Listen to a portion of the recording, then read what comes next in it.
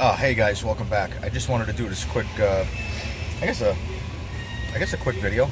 I'm at another shop. I got called out for a Ford F-150 5.4. I didn't even look what year it is, I'll be honest. I'm gonna put this window up though, there's a lot of friggin' noise. Squeaky little window. Misfire, you know, kind of running like poop. The customer, according to the manager, said that the customer's already done his own Googling and knows what's wrong with it.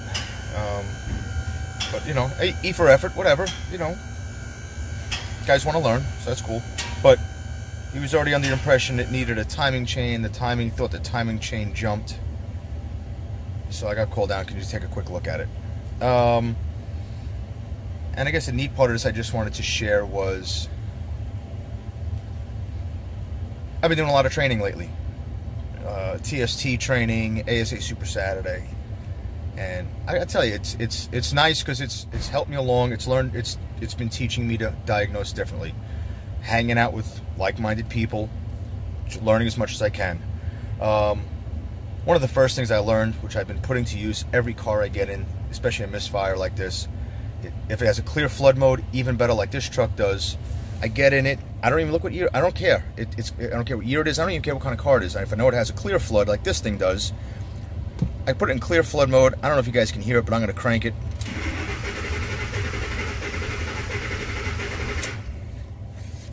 This thing's got a dead hole. This thing's got a cylinder that's not contributing. Forget the scanner. Forget anything else. 3 seconds in, I know it's got a dead cylinder. Forget engine management, forget a coil, forget a plug, forget an injector, forget all of that. It's got one cylinder, it sounds like, one cylinder that's not contributing. I'm halfway done. Now I'll hook up the scanner. Let me see if I can spin this around. Can I do that? Sorry, new phone. I'm figuring this thing out. Nope.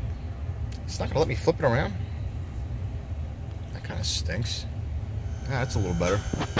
Alright, I'm doing this on my phone because I didn't bring my camera because I didn't plan on shooting video today. Number two cylinder, right? It also has a crankshaft position. Man, I should have brought my glasses. Camshaft position correlation, crank cam correlation issue, bank one, right? So this thing may have a stretch chain. It's got 165,000 on it. So yeah, you know what? It probably has a stretch chain, but that is not his issue. He's got a cylinder 2 Misfire. At this point, we know we need to go into the cylinder and get, you know, in-cylinder, get an in-cylinder pressure transducer. Find out, probably got a valve hung up, valve broken, valve spring, something, right? And we can pretty much stop here, get permission to go further.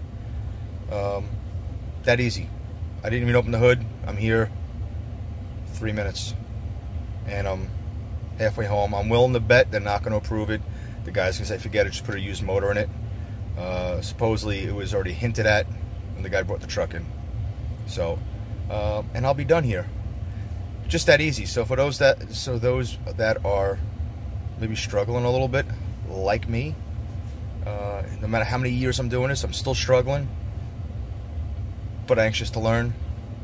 You know, new approaches within the last, you know, whatever it was, year or so, that I've been stepping up my game.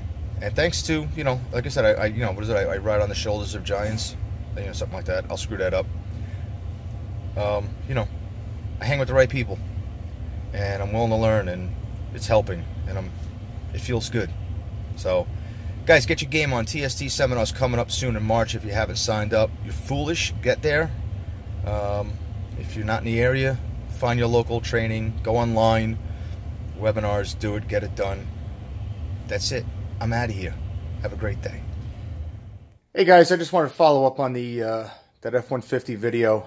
As I anticipated, forecasted, as I guessed, they didn't approve going any further. They don't want to, the owner doesn't want to go into any more diagnostics. He's already at the, I guess, the thought process. He just wants to put an engine in it. He knows his engine problems with it.